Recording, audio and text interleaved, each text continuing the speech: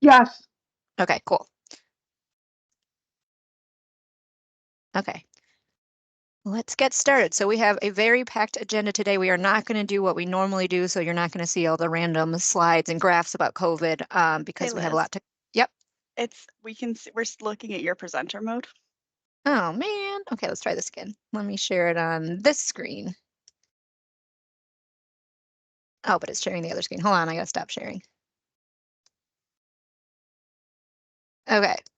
What about now? Perfect. Okay, cool.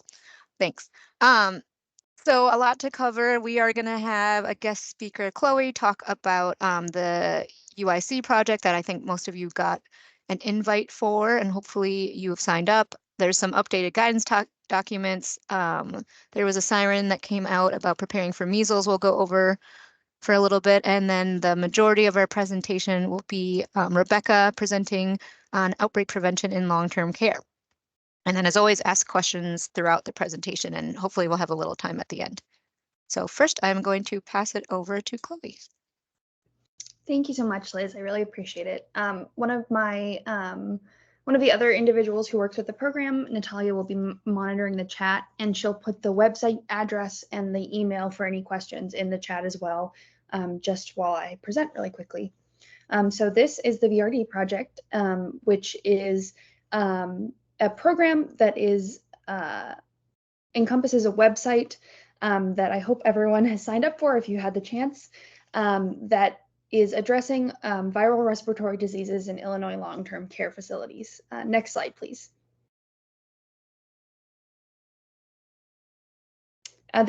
This program is a multifaceted approach. There's two different prongs. The first is the training.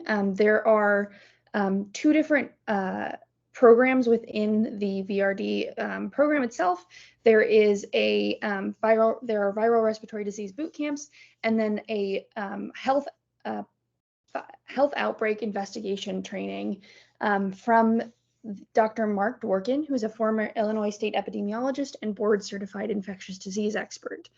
That training is related more towards general infection outbreak trainings, whereas the viral respiratory disease boot camps is focused more on our viral respiratory diseases and specifically long-term care facilities. There's also a viral respiratory disease toolkit that is on the website that has all of the updated guidance and information from CDPH and the CDC regarding outbreak and control of viral respiratory diseases in long-term care facilities. The second prong is a consultation tool where individuals who have signed up for the website and are from long-term care facilities can submit consultative requests to link the safety officers at those long-term care facilities with public health experts like Dr. Mark Dworkin and our other program director, Dr. Ron Hirschau, who is also an infectious disease expert and the head of the epidemiology department at UIC. Next slide, please. As I said, one part is the SPH outbreak investigation training, which is based on a outbreak investigation course taught by Dr. Dworkin at UIC School of Public Health. He is the author of two books, one of which is utilized in this training that uses a story-based method to teach how individual outbreaks were investigated and lessons learned from those. There is an emphasis on viral respiratory disease outbreaks, specifically as this is targeted towards those things in long-term care facilities. And there are 20 training modules which are focused on outbreaks in a variety of settings. Next slide, please.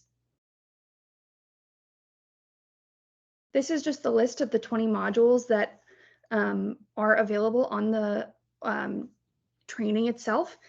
These videos are around 20 to 30 minutes in length and encompass and involve a slideshow presentation from Dr. Dworkin or one of the teaching assistants related to that subject. And there are quiz questions at the end just to go over and review anything that you might have learned in the video. Next slide, please.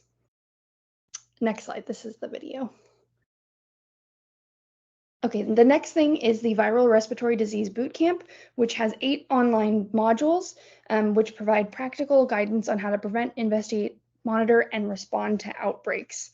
This is in contrast to the outbreak investigation training, which in this case provides practical guidance on all of these topics with regards to outbreaks, but specifically for COVID-19, influenza, and RSV.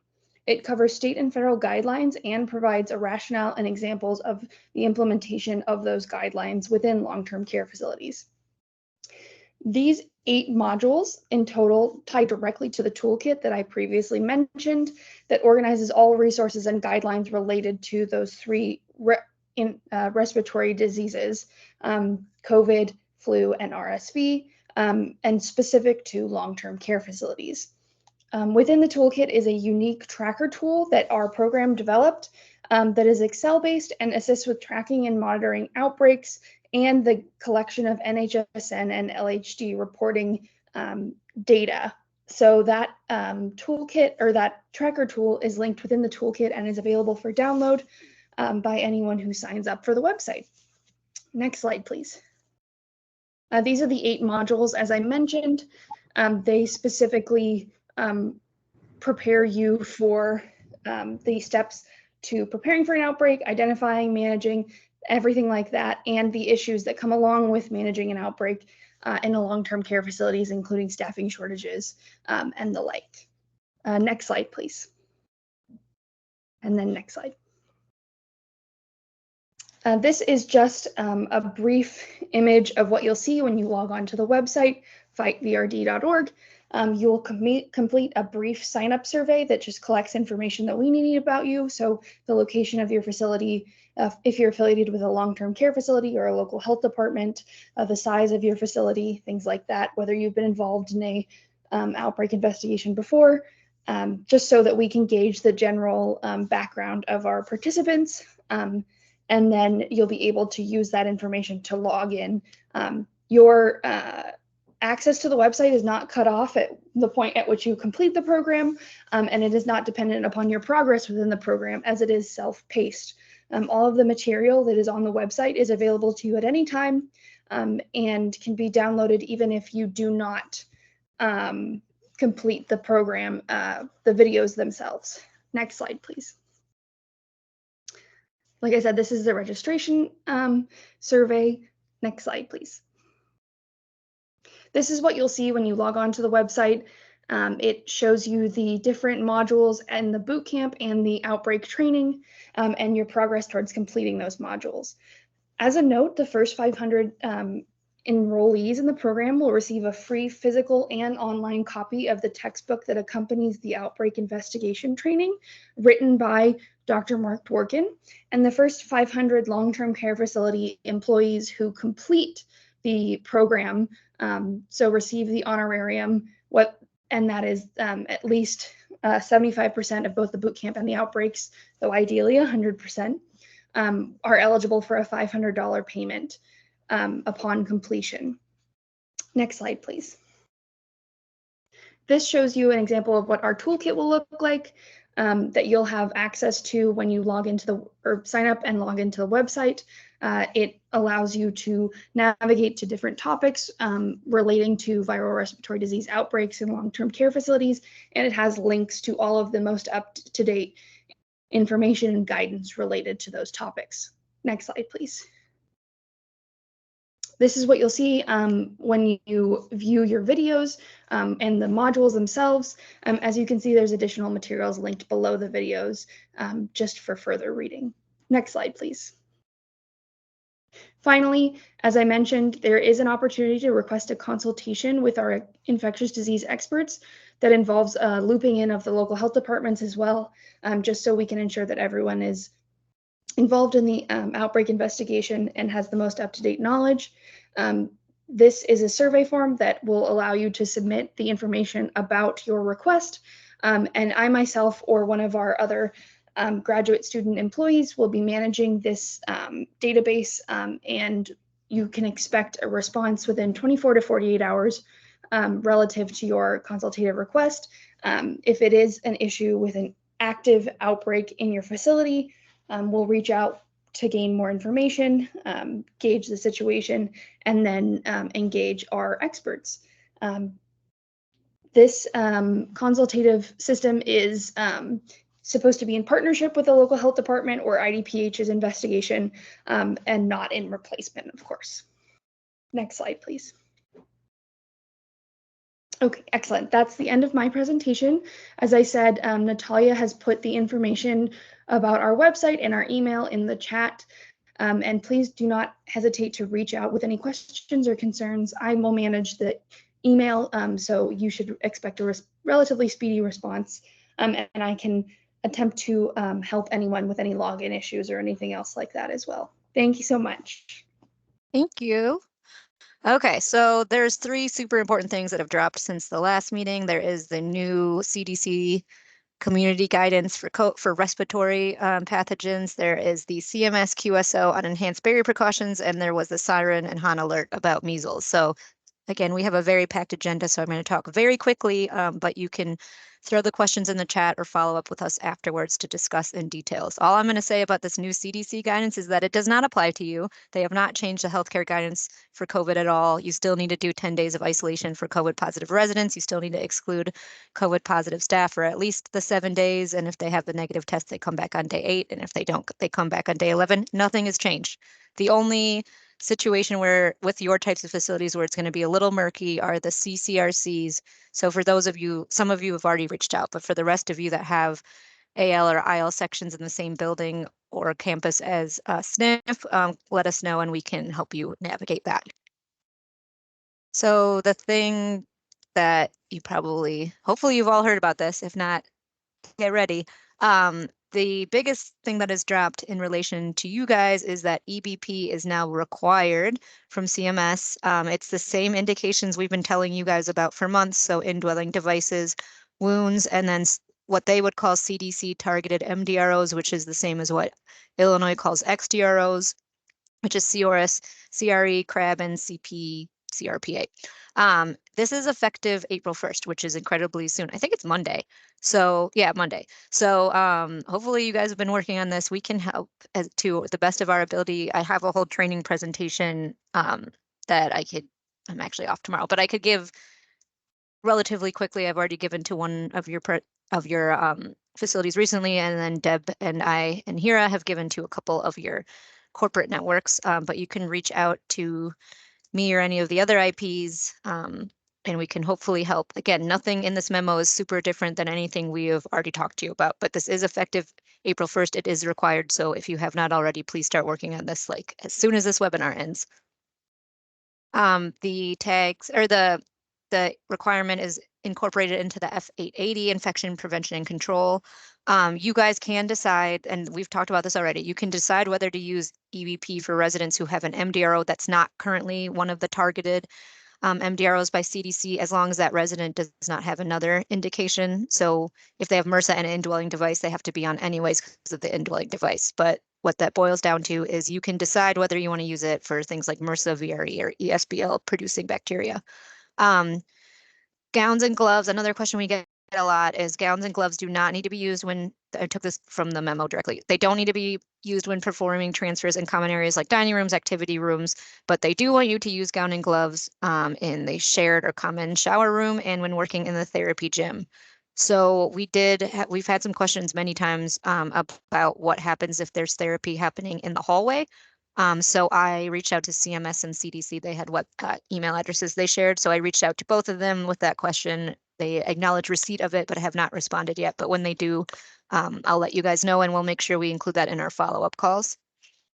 And as a reminder, and we went over this in detail last time, and IDPH has as well on their webinars, you guys are very lucky as compared to other states that you have a comprehensive toolkit that came out recently about EBP. So it has slide decks, pre and post tests, competency validations, tons of information. The link is at the bottom of the slide. It is in all of our emails. It is on our website. Read this if you haven't already and incorporate that into your policies. Make sure you do update your policies. Make sure you train your staff. Make sure you have the PPE. Make sure you figure out how you're going to indicate EBP. I still advocate for using that orange sign, but they do give you a little bit of leeway.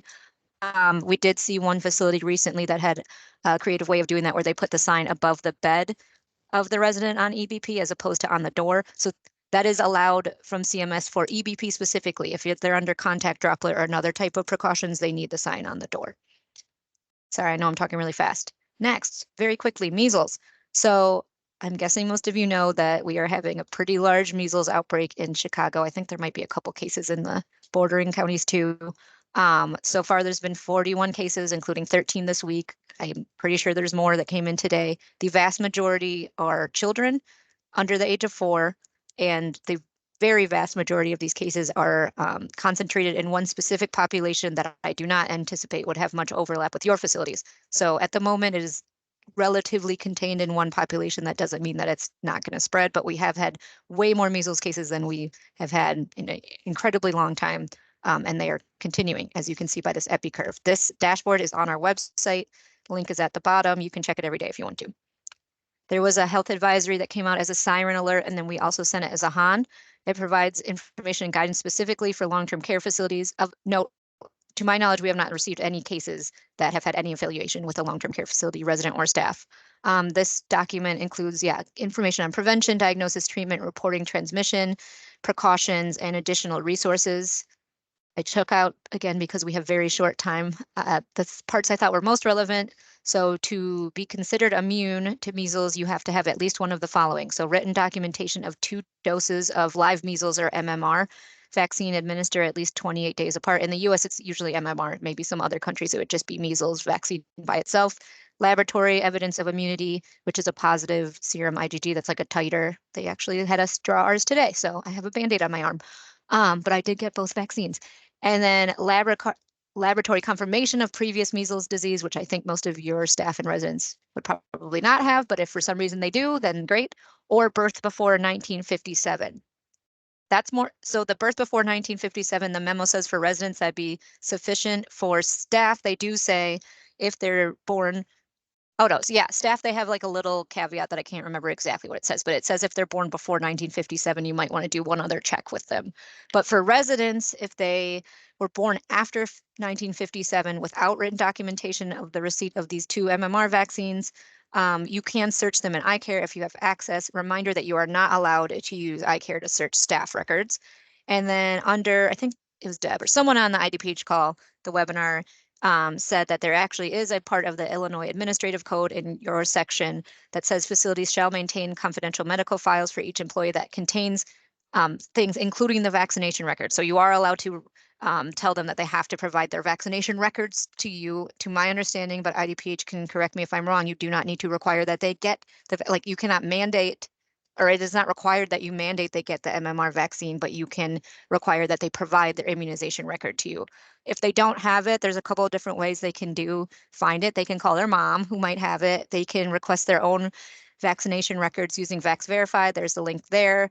And then they can, if they went to university or they went to CPS schools, like those might have the records, or they can look in their electronic medical records from their doctor's office. There might be a little bit of difficulty for residents or for staff or residents that did not originate in Illinois, as I just said, but I'm going to tell you again, do not look up your staff in iCare. You cannot do that. Only residents. Last slide, and then I'll pass it over to Rebecca. So we've been getting a lot of calls about what people should do. So this is my recommendations. And if Deb, Mary Alice, or Karen, or anyone else from IDPH want to come off mute and tell me if I'm anything I'm missing or any of this is wrong, feel free. Oh, I forgot the end parentheses. I'll put that in. So assess immunization records for all staff and residents. You don't need to look for residents if they were born pre-1957. You might want to if they're like immunocompromised, but you can assume if a resident was born before 1957 that would be sufficient to say they're immune. If people are not immune, offer vaccinations if possible, and then make a plan for what you will do if you have a staff member that can't find their vaccination records, if you have a staff member who tests positive, if you have a resident who tests positive, or if you have a staff member whose household contact or some other individual tested positive and they don't have documented immunity. So write that out. We can help, but write out what you would do in that situation. Of note, and I think I'm getting these days right there in my head, if you have someone who does not have documented immunity, like let's say you have a staff member who was exposed, they need to be off work from day 5 after that exposure, the first exposure, through day 21 after the last exposure. So that is a long time where they're not able to work. So if they can't find their vaccination records or don't want the vaccine, you are welcome to tell them that you're going to be off work for, what is that, like 16 days if you do not show us proof of immunity and there is an exposure. I am knocking on wood that I don't think it's going to be even if it gets out in the community, I would like to hope that it's not going to spread very widely in your buildings, again, because many of your residents were born before 1957. And if, again, any CPS student would have to have an MMR unless they got an exemption. So hopefully it's a pretty well vaccinated population or immune based on age. That is all I'm going to say. I will pass it now to Rebecca, and I'm going to stop sharing my screen. Okay. I learned a lot in those few minutes. A way to get it all done. All right, just going to double check that you guys can hear me and see slides in regular mode, not presenter mode. Yep, we can see it. Okay, cool. Okay, so I'm going to go through an abbreviated version of this slide deck as well in the interest of time. So some of the slides I might just kind of gloss over a little bit, but I wanted you all to have access to all the information on the slides, which I've said you are free to share. So we'll get started talking about daily outbreak prevention in long-term care, moving beyond COVID-19. Financial disclosure, I'm employed by Diversey, a Solenis company. And that just means they pay my expenses to sometimes travel in person and create content like this. Nobody from my company has really even seen these slides, so they clearly have had no input into them. As I move forward in the slides, I do want to acknowledge one of my truly best friends, somebody I've worked with for over 20 years, and borrowed several of her slides. My friend Karen Jones, who worked for quite a while at Michigan Medicine with Dr. Lona Modi, who has been a co-author in several of the studies that we're going to review today. So just wanted to give her a shout out. Our objectives, I'm not going to read through each one in the interest of time, but they're there for your review. Why I see acute care IPs needing to partner with long-term care IPs, which I think many of you are. Just my backstory is I worked the majority of my career in the acute care world, but I did work at a long-term care facility for about a year before I got this gig. And I think sometimes there's kind of a blame shifting amongst acute care and long-term care. Right? Blaming, oh, we have an outbreak with multi-drug resistant organisms and they all came from this nursing home. You guys might feel that. But as I've learned more and more, we really need to dispel those myths, because as we're going to see through the studies we look at today, there's a lot coming from the acute care into your facilities and long-term care as well. And as we know, the residents and patients, they're not just going from one hospital to a long-term care facility and back and forth. There's a lot of interaction, right? There could be some reintroduction to home healthcare at some point, maybe bouncing to another hospital even, outpatient services, etc. So just acknowledging that from the get-go. Let's talk about infection risk factors specific to long-term care. This is not news to most of you, I'm sure, but I'll go over it quickly. Of course, the resident level, we all understand that as we get older, unfortunately, that means our immune systems change and we become more vulnerable to infection.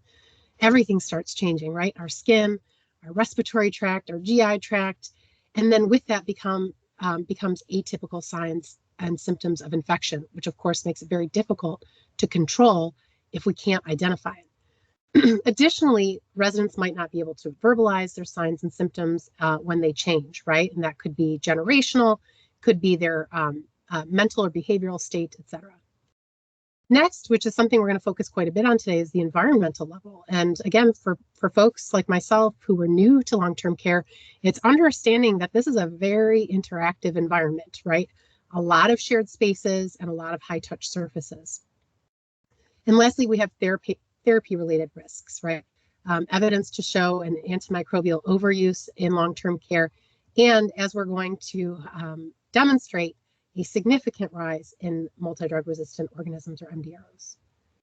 So I wanted to take a step back and kind of look at as many overarching categories of potential outbreak risks in long-term care. Again, this presentation is going to focus a lot on MDROs. So of course we have our MDROs, but I also wanted to put in this bucket other environmentally significant pathogens. Some people are a little touchy on whether or not Candida auris is truly an MDRO. Some of the clinical specimens are resistant and some are not, but I think we need to recognize that there are environmentally significant pathogens like Acinetobacter. It might not be resistant to antibiotics, but it can be very pervasive in our environment.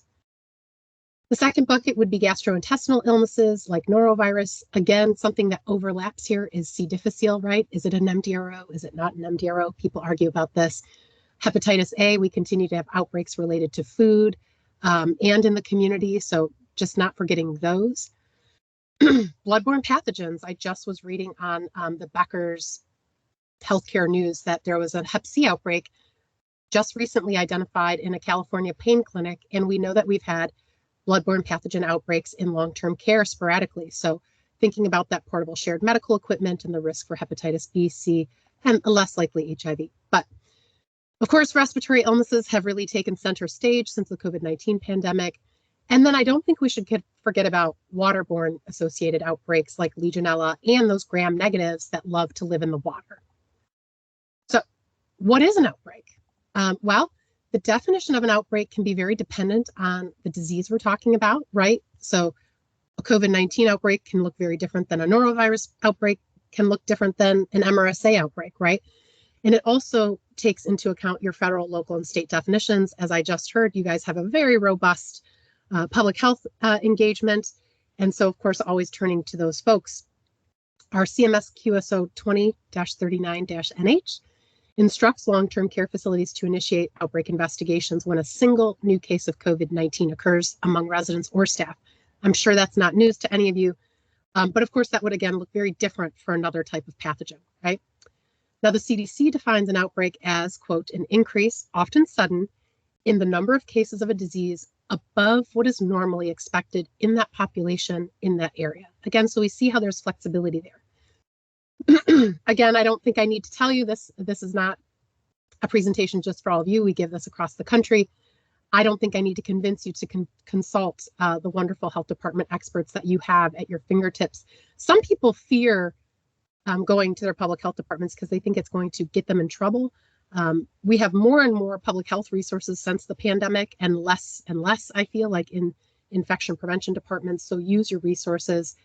This is an interactive map. Again, I think you know where to go in your city and state and region, but others don't even know that this resource is available to them.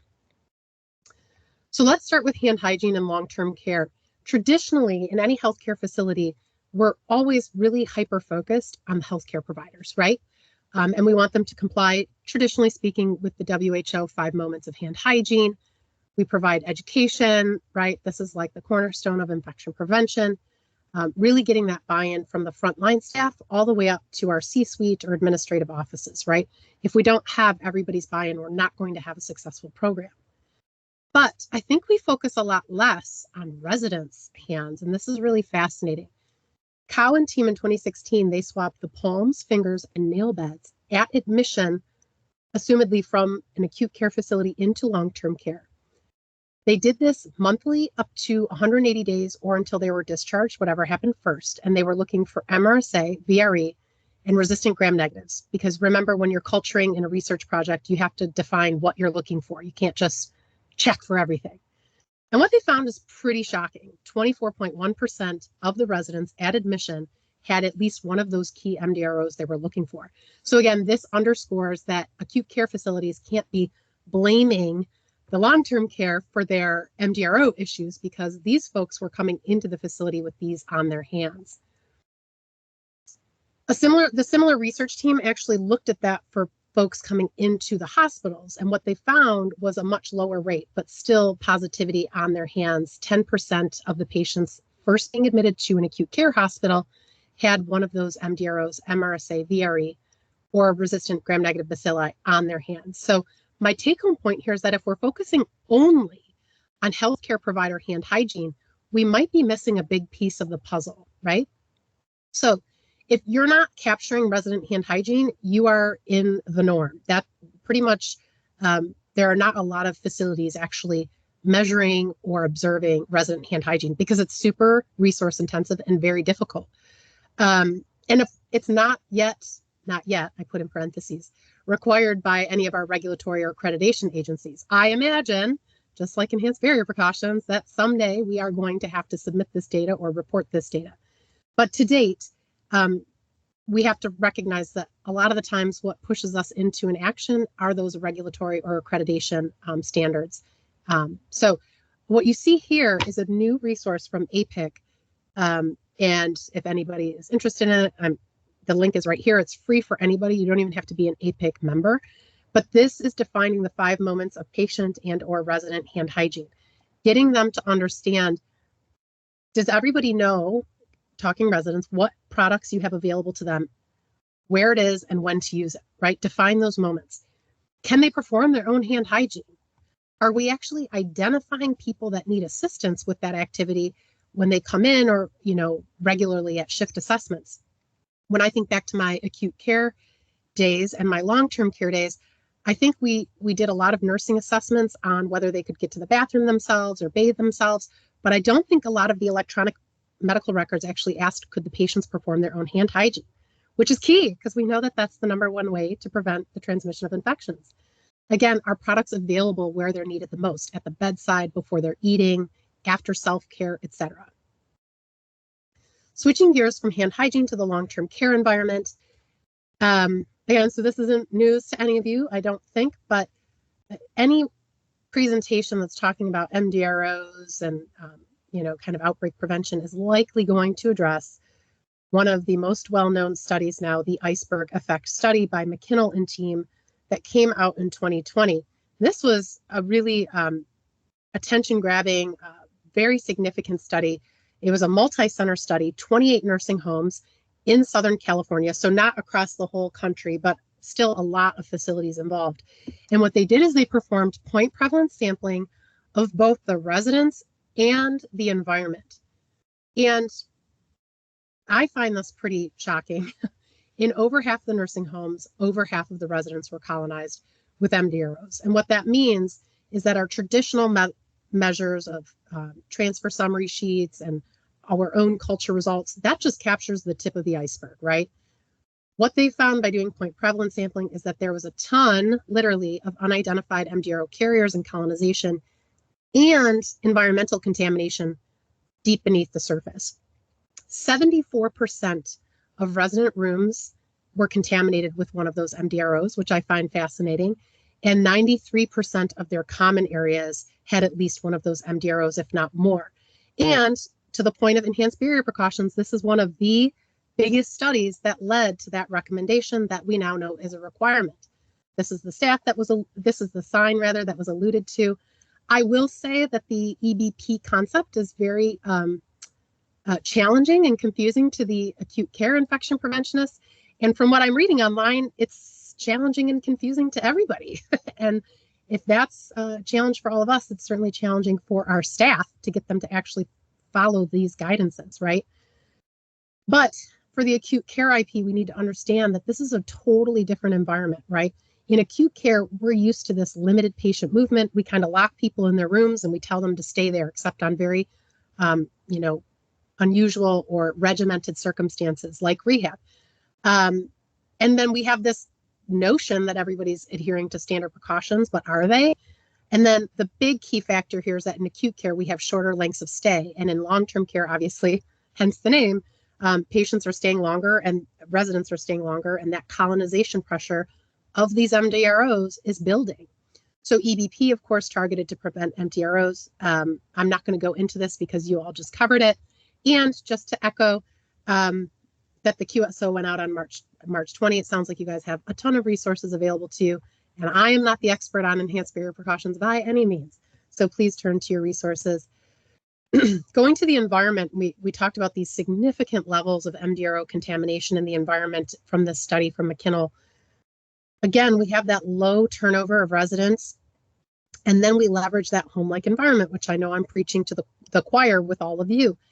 And that is something that we have a bit easier in the acute care side of things. So if we look at this picture, what might be very challenging to truly disinfect to the actual definition of a 6-log reduction with an EPA registered disinfectant? Usually when we have more time, I have you interact with me in the chat, and you are welcome to do so, but I'm going to highlight them. To me, what I'm seeing is a lot of wood surfaces. Wood is a porous material that cannot truly be disinfected most of the time. If these are like a vinyl laminate that just look really close to wood, then, you know, I'm wrong. I looked at the lampshade, and some of those are ridged. And so I think of all the dust that builds up in my own lampshades, and I would not want that in a resident living area. The recliner, right? This is not what we would traditionally call a hospital grade. It looks like it came from somebody's home. Can that withstand disinfection with a hospital grade disinfectant if there's an accident on that chair? Likely not, right? Then lastly, another bedside table that again looks like true wood. This handle again could be that kind of fake wood that can be disinfected. Again, to the naked eye, it looks questionable. And then other people, of course, point out the stuffed animal, which I'm going to talk about toward the end. So McKinnell looked at that 93% contamination rate of common areas. Again, we're talking high activity in long-term care spaces. Another study coming out of Michigan Medicine, Kyle Gonchez, this was published in 2020, so around the same time, the Journal of American Geriatric Society, are nursing home common area reservoirs for MDROs? The answer is yes, absolutely. If we look here, the highest contaminated areas were the shower room, rehab gym, and the hallway handrails. So it's interesting when you guys, I see in the chat, we're talking about what the recommendations are for therapy in the hallways and this and that. Keep this study in mind, because I would want people to be sanitizing their hands more than wearing gloves and not washing them at all. That's just my own kind of caveat to the conversation that's happening, which is a great one. So another study that I think is super fascinating comes from Sexton, and maybe you guys are on the call. So kudos if you're part of this team, because it's in Chicago. Recognize that totally. This is a ventilator capable skilled nursing facility, a VSNF. So very different than some of the other long-term care facilities we've been talking about. But I think this study is very powerful for infection preventionists. This is a 70-bed facility in your area. The first Candida auris case was identified by point prevalence in March 2017. So again, kudos to this facility, because you were doing it way earlier than many other facilities. And in just a year and a half, that colonization rate climbed to 71%, overwhelming the facility, right? They sampled the bilateral axillary and inguinal swabs. Again, I totally recognize some of you on the call might have been involved in this study, so feel free to put that in the chat, your own input if you wanted to. But what they also did, so they looked at the skin colonization, and then they looked at the environment. They cultured and PCR'd the bed rails, both sides, left and right. Then they looked at the inner and outer doorknobs. But look at these positivity rates. Whenever we had an outbreak in my acute care facility, we never could culture that MDRO. And that might be because we weren't using the correct culturing methods. But this is an overwhelming amount of positivity, even if it was a small number of swabs taken. So just high percentages of finding Candida auris in the environment. Again, the door handles, the inner was up to almost 60%. The outer were less contaminated with Candida auris. And then they also did the windowsills.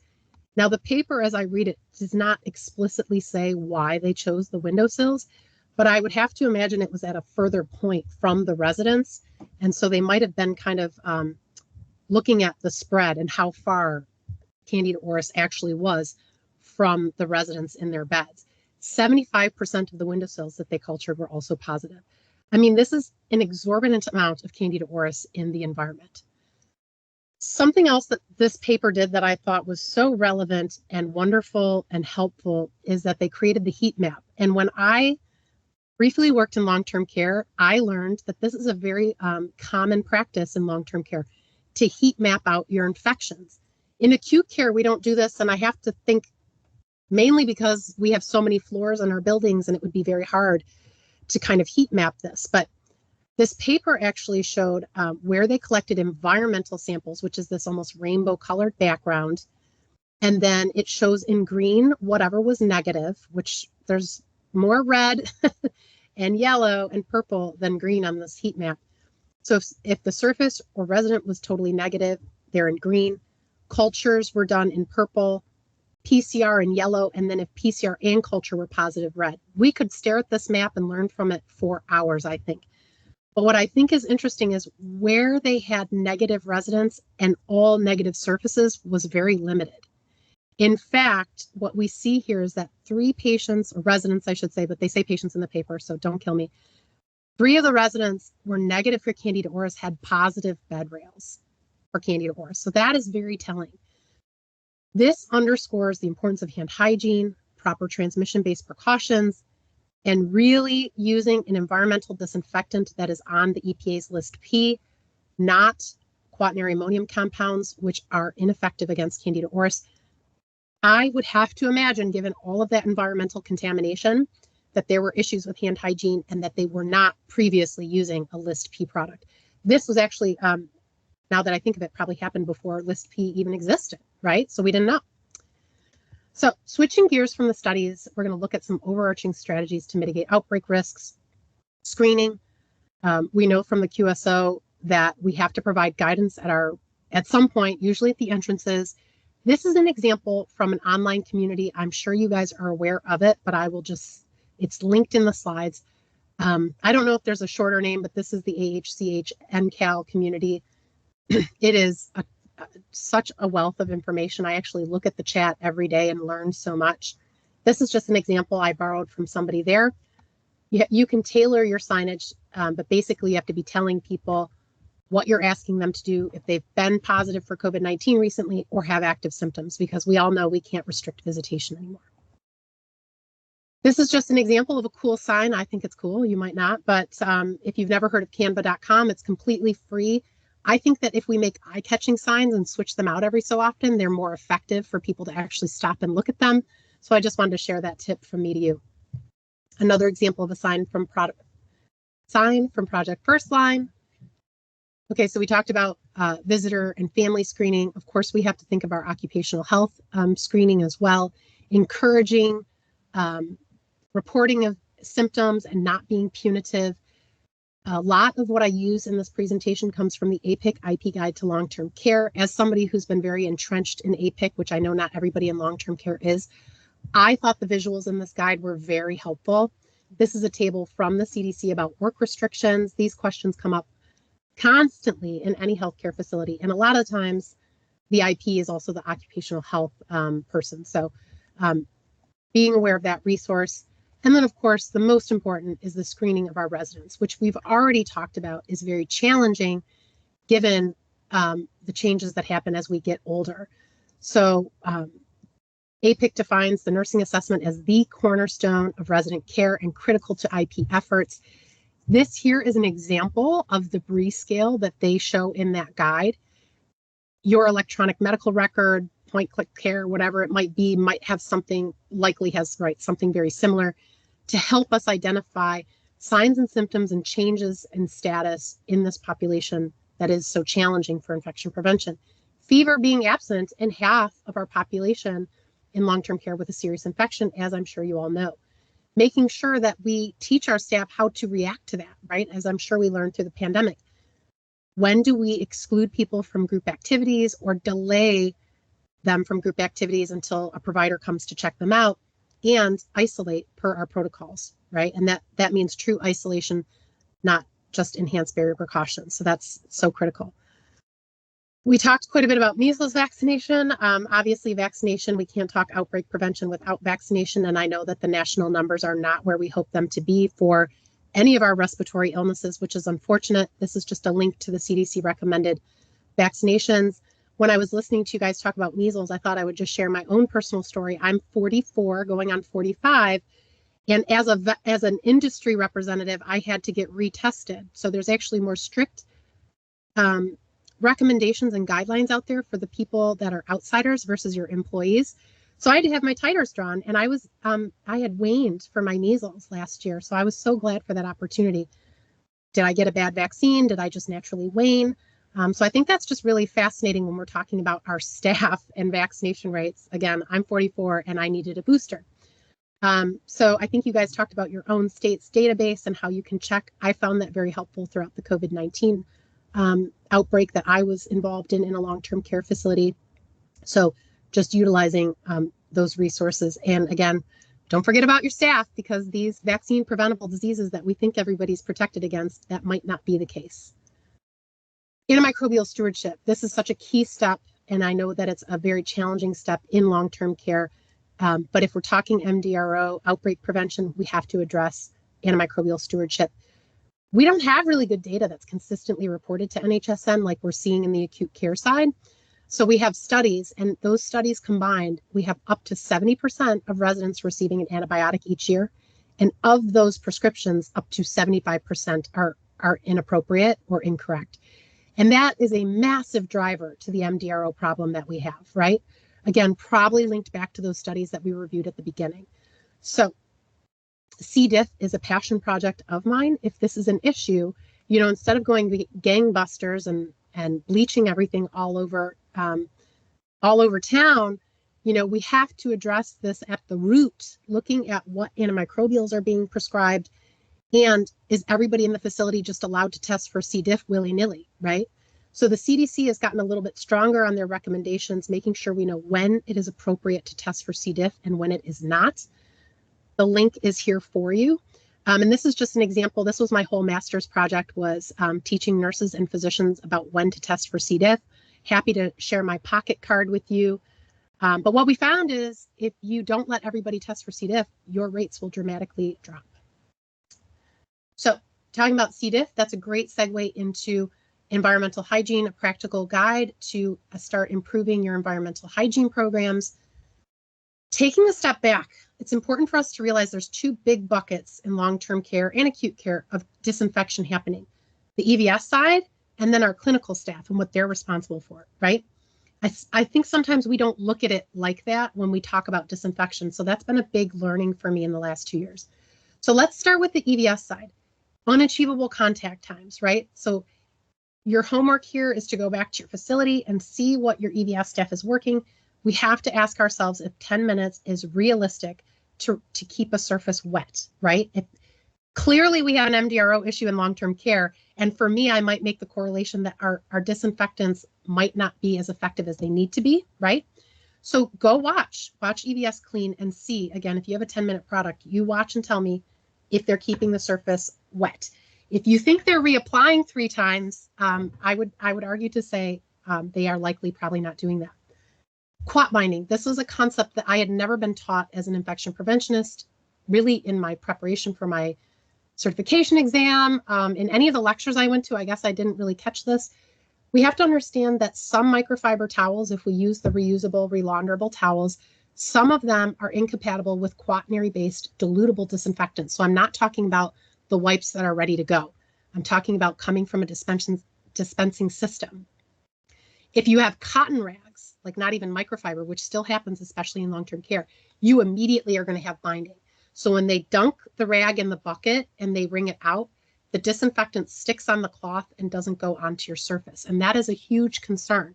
Again, is it tied to some of the high MDRO rates we've seen in the past? Potentially. Something else I've seen, because we're involved in a multi-center study right now, is one way to avoid quat binding is that you'd put it in a bottle and you'd apply the disinfectant directly to the surface, and then you'd wipe it. But what I see is squirt, squirt, squirt, squirt, squirt, and then they buff out the disinfectant dry. And so again, it's not meeting the contact time if you immediately dry it all off. There's literature to show that if we use reusable cleaning cloths, that we need to be looking at how they're stored, how they're being transported back to our facilities if we use contracted linen. If you're laundering them in-house, that's a whole other complex issue, because generally speaking, we are not meeting all of the different manufacturer recommendations on how to launder all these different type of cloths that come in. Look at how they're stored, not just in EVS, usually in the basement. I've seen them in big honkin' piles under a dirty vent, but also look at how they're stored in the carts and in the closets, right? Like there's a lot of risk for contamination here. Improper dilution. So when we use dilutable disinfectants, they're great because they're usually cost effective. Some of them, not all of them. But with dispensing comes variations in water pressure. The dispensers, like everything else, they need maintenance, like your dishwasher, your dryer, your car. Everything needs maintenance and upkeep. And when these things break, understand that your EVS techs start manually mixing chemicals, which you do not want. Emerging pathogen claims. As I mentioned before, and I will probably repeat several times, quaternary ammonium compounds, or quats, commonly known, are the most popular disinfectants used in acute care, and that comes from a study from 2021 by Hahn and team. And because we don't have a similar long-term care study, I have to imagine there's overlap. Plus, we work in the business and we know what we sell the most. So QACs or quats are the most heavily used disinfectants by EVS, many of them being 10-minute contact times, and they have zero efficacy against Candida auris. So again, if I had to place a bet, my bet would be that the facility that had that significant outbreak probably were using quats or something ineffective against Candida auris. In long-term care, this was my experience, and I hear it from all of you when I'm out presenting across the country. We continue to see ineffective cleaning tools, and my main target are those disgusting cotton loop string mops. Over 20 years ago, the EPA released a document that said to stop using them and that microfiber flat mops were much more effective, ergonomic, reduced cross-contamination, etc. But we still find these things. So if you need help getting rid of them, reach out to me. I'll share my contact at the end of the call. And then this is another study. This isn't McKinnell, this is McKinley. This paper just came out, and we're doing a very similar study to McKinley. So this was very interesting to me. This is from the VA in Texas. They went in several facilities, 2 acute care hospitals, 1 long-term care. I just pulled out the long-term care for all of you. When they looked at how many high-touch surfaces were cleaned during a daily occupied room cleaning for residents, their compliance was only 49%. And I'm here to tell you that our study found it actually a little lower. That is very important for infection preventionists to understand. In this study, which was actually very well done, they also found that when you had shared rooms, you had lower compliance for cleaning high-touch surfaces, which is very important for long-term care because you have so many shared areas and shared rooms. And the EVS techs reported that the shared rooms were a lot more difficult to clean, which makes sense because there's a lot more activity, right? So something we did in our study that we're hoping to publish, but we haven't yet, is we just administered a survey after we watched what people did for a few weeks. We said, what do you think you should be cleaning and disinfecting every day? And we asked the bosses and we asked the technicians who did the cleaning. And what we found is that almost everybody agreed that the bathroom surfaces, overbed table, doorknobs, and light switches, everybody said, yep, that's our job as EVS. Then it got interesting when it came to the telephone, bedside table, and cabinetry, which I added. It's not on the CDC list, but it's a high touch area because we usually store a lot of equipment in there. The boss thought they should all be doing it, but none of the techs reported that that was their job, which is really concerning. And then lastly, all of these additional surfaces. And in long-term care, you might not have a computer, but you definitely have bed rails, call buttons, chairs. Neither the boss nor the EVS tech said that that was their responsibility. As the infection preventionist, I'm wondering, if you're not cleaning it, who the heck do you think is cleaning it? Because I've never seen a nurse clean a bed rail unless it was visibly dirty. So you can do the same at your facility. Reach out to me again if you want help doing this, but it's such a simple way to assess. Does everybody know what they're supposed to be doing? Clearly in this facility, they did not. So brief framework, collaborate with EVS. You got to figure out if your disinfectants are appropriate for the issues that are happening. I live in Detroit, not too far from Chicago, and Candida auris is booming. So you really need to be checking if you have the appropriate products. Then once you pick your product, then you kind of clarify those roles and responsibilities. And then when you retrain, you can include any kind of new product information into that retraining. And then lastly, we're going to talk about validating the efficacy of your environmental hygiene program. Many different ways you can do that. Most commonly, visual audits, just by looking like we did, ATP or fluorescent marking. I like to recommend a combination of all 3. And because we see so much variety in the cleaning and disinfection or lack thereof, this is really where I think the argument for adjunct disinfection kind of comes into play. How do you evaluate your current disinfectant portfolio? We talked about these things. It's just in a nice table for you. When we present the idea to EVS, like to use a pre-wetted wipe that's just a grab and go, they say, oh my God, we could never afford that. It's totally ridiculous. But wipes can be cost effective. There was a study done by Weimkin that they actually saved $14,000 a year based on labor savings. They can be sustainable as well. There's no mixing. There's no dispensers to break. You just grab it and go. So that's, and something I think of is, could you imagine if we asked our nursing staff to go get a bucket and a rag, our cleaning compliance would tank even lower. So why don't we offer the same convenience to EVS? This is something I've been thinking about a lot. If we choose to use dilutable disinfectants, which most people do, most facilities do, again, look at the dispensing equipment, who's checking to make sure it works regularly. Remember that you need to label all secondary containers, including your mop and rag buckets, bottles, whatever. That's a big thing I see when I'm out rounding in facilities. The containers, this is never happening, I'll just tell you. And if you want to tell me differently, maybe go ahead. The buckets should be cleaned, rinsed, disinfected, and allowed to dry daily. I don't think I've ever seen that out in the environment. And then, of course, we're not supposed to top off or double dip, right? These are challenges. I'm not going to go through this, but this is a visual from a report that shows that single-use wipes can be sustainable. So we're talking about EVS, reducing variability, maximizing simplicity. If we have those 10-minute products, please look at options that can get you down to 5, if not 3 or 1 minute. If you have cleaning tool issues like contaminated cloths, the spraying and wiping, again, think about how you can reduce variability and maximize simplicity, maybe ready to use products. If you have quat binding, which your distributor, your disinfectant manufacturer gives you little paper test strips, and that's what you dunk into the bucket to see if there's an appropriate level of disinfectant in there. If you have quat binding, you have 2 options you can go with here. You either move to a non-quat dilutable disinfectant that plops into that system, which is readily available, or you take away the reusable cloths and you go to a dry wipe that was created specifically to work with quats, and that manufacturer should have information that it does not bind. When we teach on cleaning and disinfection, we have to remember that we have to remove visible dirt before sanitizing or disinfecting. Feel free to reuse this slide in teaching. This is me scrubbing in front of the dirtiest spot I thought in my house, right in front of my oven, and I have pets. So wipe 1, I'm not disinfecting, I'm removing dirt. Same with wipe 2. Wipe 3, I'm kind of getting there, and this is, again, concepts we need to teach EVS and clinical teams. By wipe 4, you see no visible soil on that wipe. That's when I'm really penetrating with the disinfectant and killing the pathogens I need to. So this is another study that came from long-term care and got a lot of press by Gibson. They went around culturing residents' privacy curtains, and lo and behold, not surprising to me, over 40% of the residents' privacy curtains were contaminated with an MDRO. What do you do with privacy curtains? Well, there are products that have a soft surface sanitizing claim. You can't change them every day. You do have to change them after contact precautions and regularly. There's no agreement from CDC or APIC how often you have to do it. But this is one of those surfaces that is just super problematic that we don't always think about. So look for products, and that might be one thing you can do in between changing them, is use that soft surface sanitizing spray. Note that sanitizing is not as high of a level as disinfection, but in my opinion, it's better than doing nothing.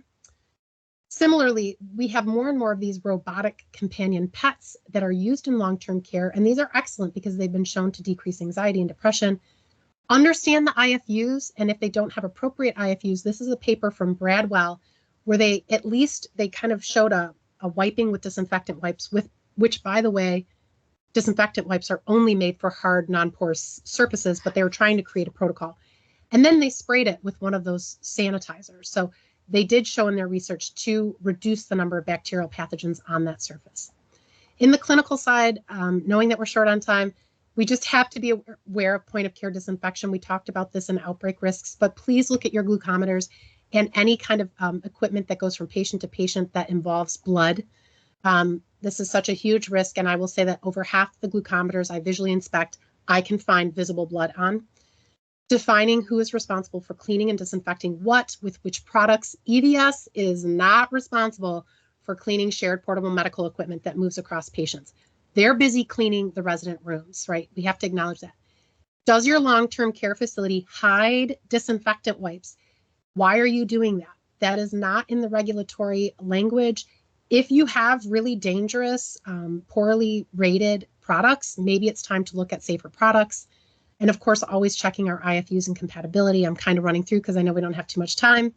Common equipment that I find finger pointing whose job it is to clean and disinfect, bedside commodes. In my opinion, if a clinical staff worker puts somebody on a commode and they fill that commode, it is that person's job to help them off and empty that. Otherwise, it's an OSHA risk, potentially.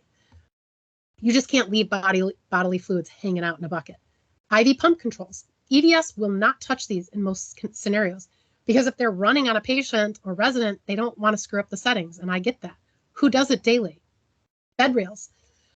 Bed rails are some of the most highest touched surfaces in healthcare, and what we've seen in our research and in other research is that they are some of the surfaces that are missed most often in daily cleaning. And then I talked about the glucometer. Creating not just EVS checklists, I need to update the slide, but your clinical. You need to define whose job it is or help define in a multidisciplinary team whose job it is to do what. This is one example from the APIC forms and checklists. This is another presentation from APIC 2022, and I love this. They put in the work. They put onto paper the most highest used equipment or item, and then it's 3 groups responsible for cleaning and disinfecting. It's either the clinical staff, EVS, or central sterile supply, and sometimes that doesn't apply to long-term care. And then what they did is they said, what do you use on the product per the IFU? And then they labeled it. And the stickers, people freak out because they're like, oh my God, you put stickers on equipment. What about Joint Commission?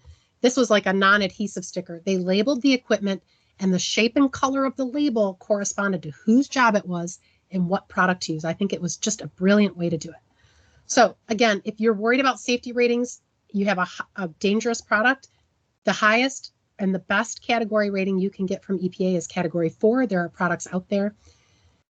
If you are locking up your disinfectants, again, think about why we really should be partnering the actual disinfectant to the bracket with the instructions for use, like laminate it, hole punch it, maybe retype it so it's simple, and have those things bundled together. Lastly, I think something that a lot of infection prevention teams are doing, they are not including portable shared medical equipment in their validation programs because EVS sometimes is doing the swabbing or fluorescent marking, and they're not thinking of this equipment. So please make sure that this is being addressed in your validation programs. This is a table modified from that long-term care guide. There's no perfect method to auditing, right? They all have great benefits and some of them have challenges. So I love this table that talks to all of the different ways to validate your environmental hygiene programs. So I'm going to wrap it up and just say we've talked about long-term care, obviously housing very vulnerable populations. And we've showed that there's a lot of environmental contamination and hand contamination. Select those right products to help you combat these issues before you're dealing with the outbreak, if at all possible. And with that, with 2 minutes over, I do apologize. I don't see any questions, but if you guys have a burning question, does a glucometer also need 4 wipes? Yeah, follow the instructions for use. Because if it's visibly soiled, that might be one of your wipes, and you don't want to keep spreading that stuff around. You might need to discard that. Some glucometers I've seen have very specific, like wipe vertically so many times, and then wipe horizontally. But I do see the response to follow IFUs. Remember that wipes are also come in different sizes, so you can't just say use X amount of wipes necessarily because the disinfectant manufacturers make different size wipes. That's all. I would just chime in. And Liz, I think I just have a contact slide. I'll share, and all my references are in the slides just to make sure you guys know that those exist. This is my email address. Please feel free to reach out at any point. My colleague is also available for education. And then if you have diversity specific questions, I just want you guys to know that Beth is your contact person if you don't know her. She's been in the biz for a while and she's super smart and can answer a lot of questions. Thank you so much. That was great. I'm hearing an echo, but that's okay. Yeah, that was an amazing presentation. Thank you so much. I saw the question in the chat about slides. So what we do is probably tomorrow, if not tomorrow, it'd be Monday.